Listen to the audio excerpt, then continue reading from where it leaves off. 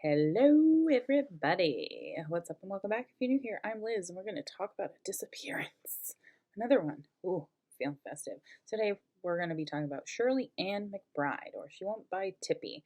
Now, this is another New Hampshire disappearance that we're going to be talking about.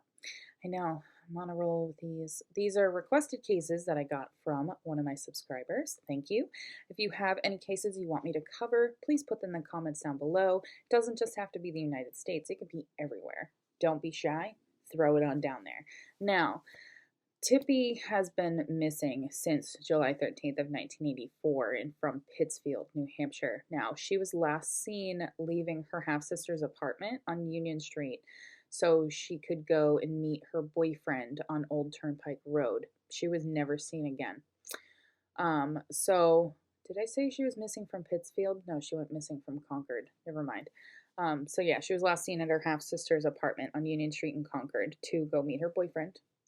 And during that time, her family has wondered exactly what happened to her because, I mean, they don't know. Police have called this case one of the city's most extensively investigated cases because there's such a limitation when it comes to releasing information about this case, because it's still actively investigated to this day. It's hard to actually nail down exactly what happened, especially when it comes to a viewer looking at it. So investigators have followed some leads, and some family members have actually put themselves in danger trying to figure out and find out answers to this case, because there are very shady characters, some hoaxes, believe it or not, and strange suspects that they have discovered along the way. Now, there was new evidence that was rediscovered in 2014, and this includes clothing that they believe to be Tippy's, witness information, and an admission by a possible suspect. These could all be the missing links when it comes to this case, and that missing links that the family and police both hope will solve this case. Now, Tippy was a very free-spirited girl who loved her family but didn't particularly agree with the decisions that her family made for her. She was brown-haired and blue-eyed. Now, I mean, she was a teenager. She's not gonna always get along with get on with what her parents want. Now, for most of her life, the nickname Tippy, her father gave to her, and this is because one of her feet tipped inward a bit when she walked. She lived in a normal neighborhood in Manchester, a working class neighborhood. When she was a teenager, this is when the family bought a manufactured home in Pittsfield to be closer to her mom's first daughter, her sister Donna. And so Tippy had a hard time acclimating to life in Pittsfield because it was a lot different than Manchester. Now, if you don't know what it's like moving from a city to a town, it is very hard. We did that. We went from a city of over 100,000 down to a town of 5,000. It's a drastic change. It's a lot to get used to because, I mean, you're going from super noisy to I can hear nothing outside. It's really bizarre. So she didn't have any friends, and she often did not go to school. She skipped school a lot. Her sister Robin, her older sister, said that it sucked, their transition. It really did, because they were the people that stuck out because they came from a city. I'm going to say Donna and her children moved into an apartment in Union Street in Concord. So Tippy began to hitchhike in order to go visit her. And just before the end of the school year, Tippy asked to live with Donna, and her parents did agree to it. Now, her dad said that we let her stay because she was starting to feel like her own. Now, her dad passed away in October of 2015, so he won't see if there's any culmination of this case, he won't see it. And so Tippy began to babysit, and she hung out with other teens and young men, including her boyfriend, which her boyfriend was 6 years older than her. while getting to know her newfound half sister. So while she was living with Donna. Now, July 13th, 1984, around 9:30 p.m., Tippy planned to pick up babysitting money, then meet her boyfriend at his job at the Concord Litho. After she left Union Street, this is when she vanished. So Donna didn't think twice about when Tippy didn't come home because she often stayed out late. But after 48 hours, this is when she reported her missing. So Rob and her other sister said that we made posters, we went into restaurants, and wherever anybody would let them put posters up and signs, they let them because she's a young girl that went missing. Now, the police, due to this being a juvenile case law, they can't really comment on specifics of this case.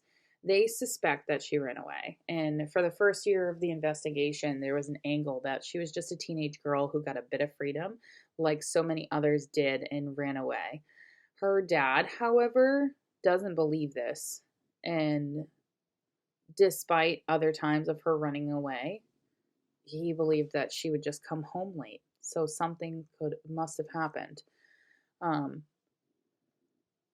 Her dad said that they always knew where she was. She was always in contact with them. He can't understand, can't fathom seeing her just up and leave without contacting somebody. He finds it he can't understand it. So police learned that Tippy was experimenting with drugs as other teenagers did in early 1980s, and this helped them reinforce their runaway suspicion. Um, and Donna even said that when she did smoke with Tippy, she was a different person. And Tippy, unfortunately, was a lot like Donna. So when Tippy left, she wasn't angry. She didn't have any extra money or clothes. She left all of her vulnerables, her keepsakes, they're all in the apartment. But something this is all that's not normal with runaway cases. But investigators still hung on to that thought that she ran away. So Robin said that basically every time the cops would talk about this, they just stated that she ran away. But Tippy didn't have a reason to run away. And even though they keep saying that she ran away and that, oh, she'll turn up, she just ran away. Watch and see, she'll turn up. But if she never turns up, you can think until you're blue in the face that she ran away, but she didn't turn up. So that doesn't mean that she ran away.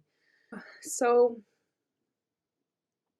Tippy and Donna and Robin, they seemed to have quite the good relationship when it came to their sisterly bond. And even with the accusation of drugs like being a part of this, her sisters said that they didn't care what people thought of them. But when it came to looking for Tippy, she said that were they just really concentrating on her smoking pot or the fact that she's not there?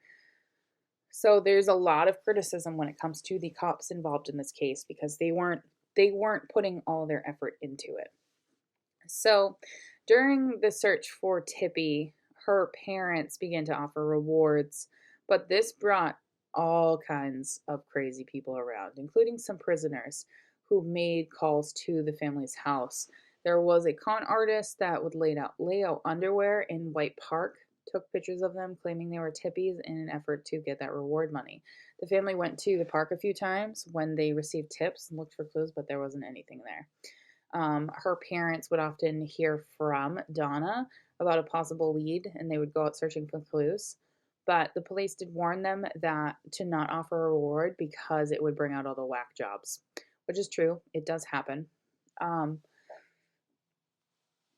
so due to the fact that not every police force has all the means to do what they can to investigate cases, they don't have the manpower either. So it means that they can't go extra and like search every lead that may or may not be legitimate.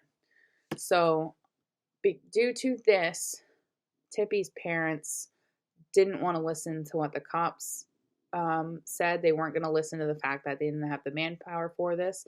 So her parents did what they could and they wanted to find her, but and nobody around them was doing anything to help them. They were desperate for a lead for anything to find where Tippy was. And this is when they started talking to psychics. And one psychic had a vision of being inside of a cylinder, and this was months before the discovery of the Allenstown Four. Just to put that on the timeline for you, months before the Allenstown Four. And that psychic even took her parents to a location by a church not far from where the site of those bodies would be found months later. And this psychic still haunts her younger brother Gerald to this day. So he said that psychics sound crazy to me, but they depict everything that's been on the news lately. And this is when he was talking about the Allenstown Four, the barrels, Allenstown. I don't believe in that, but I was like, wow, this lady was giving out severely accurate information. So, like I said, they just believe that she's a runaway. So, around the same time that Tippy disappeared and vanished, nearly 30 miles away in Merrimack, there's a family that was dealing with a suspicious situation. So Walter Davis II, he was 26. He was attempting to light clothes on fire in a fireplace, and this was in the middle of July. And he was caught by his younger half sister and their mother, who took the clothes from him. And during conversations with him, he admitted to raping a girl and throwing her in the river. Now, his half sister, Stacy Coburn, she's now a professor in Nashua. His half sister called a friend over to her house to show her the clothing and tell her what happened.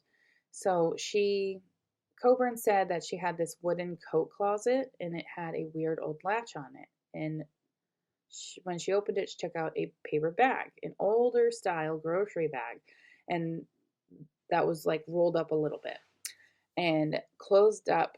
And she proceeded to tell her that her brother had come home with it.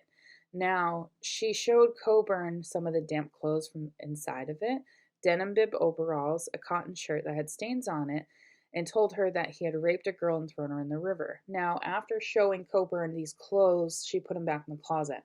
Now, Coburn then called her mom to pick her up. They met with Merrimack police. So, an officer then took her statement in the presence of her mom, who worked in a law office, and the Merrimack police knew exactly who he was. And due to prior incidences, they knew that he was always in possession of a plastic bag. So within a few days, they would retrieve the clothes from Davis's house and they questioned the family. But because this case is an open investigation, records are not public. So there's a lot of gaps in the information that we see, especially that's on the internet or even reading about.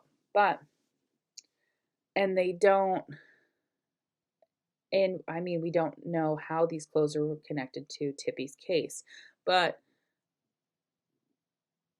nearly about a year of dead ends and strange leads, they believed that they had a break in the case. So on the 1 year anniversary of her vanishing, police spoke with the family to keep them updated and about the possible suspect. Now, Davis, who grew up in Keene and lived in Merrimack, and his father lived and worked in Concord, had clothing that might be Tippy's. So both the McBrides and so Tippy's parents and her sister Donna eyed the clothes separately, and they identified them as Tippy's. So Jack, Tippy's dad, went shopping with her to get her summer clothes before she moved in with Donna. Donna did her laundry while she was staying with her at Union Street. And so investigators told them that Davis's family stopped him from burning the clothes, and he was crashing in one of the manufactured home parks not far from the Concord litho while working in the city at the time. So, based on evidence that was collected, they presume that Tippy was murdered somewhere along her walk to the litho near Terrell Park. And at this time, Terrell Park was called Perv Park or Pickle Perv Park due to sexual activity that would be engaged at night, mostly between men. Transients in the area camped there alongside the riverside in the woods near this area and in areas around Jensen's manufactured home park. So in the 80s as well, both local boys and girls were often like quietly warned to stay out of this area at night. So Tippy, because she's not from Concord, she wouldn't have known this to stay away from this. So they questioned Walter Davis about the clothing, and he said that he supposedly had found these pants half in and half out of the water, which is a white park pond. And he said that the park had, like, he had just gotten out of work. He was going to bring these pants home to his sister because he thought they would fit his sister. So Donna, said that his claim struck her as funny and it was odd because nobody would take a pants out of a pond and give them to a teenage girl. That's just no. They also told Donna that they had searched his property in Merrimack with dogs, but they couldn't find anything.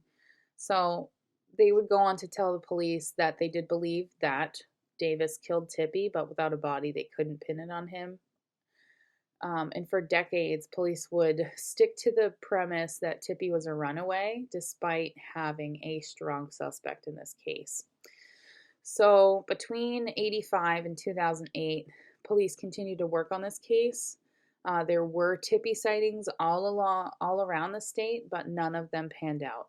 And information about the deaths of unknown girls and later women from across the country were reviewed in correspondence with this case, but there was never a connection. So at some point in the investigation before 1990, when Donna moved and she was asked to take a lie detector test and she passed.